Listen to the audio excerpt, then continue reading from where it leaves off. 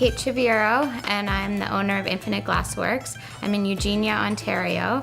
I've got a glassblowing studio in my 90-year-old renovated barn, and this is where I do my glass blowing, and upstairs I have a coppersmithing studio.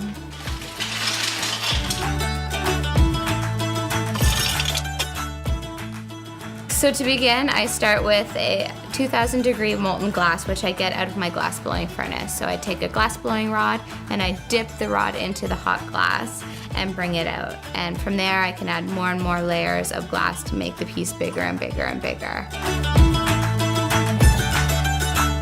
At that point I can shape it, I can put color on it, I can inflate it, I can stretch it out, I can make it into whatever shape that I want to make. I often make cups or bowls or vases, lots of ornaments, things like that. And after I'm finished with the piece, I have to put it away into a kiln to cool down slowly. So it takes 12 hours to cool down slowly overnight. The next day, the glass is cooled. I can do some cold working to it. So I can grind the bottoms flat, I can polish it up a little bit, and then I have a finished piece.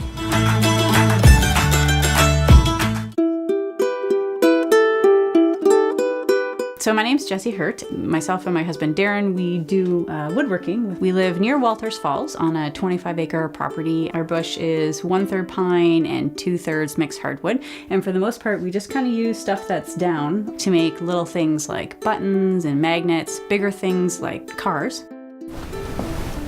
And I'll bring it in and I can process them on the bandsaw. Slice them into small pieces, and then I air dry them on racks for quite some time. After that, we go over to this sander and I hand sand everything and then dry it some more because it needs a lot of drying. Finish it off with tung oil, and that will get you a really cool button.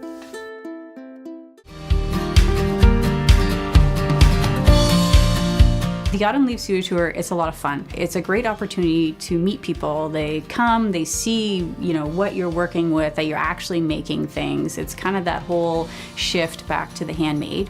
We're so used to seeing glass in its cooled down state, but it's very rare that people get to experience it when it's so hot and so fluid, so dynamic.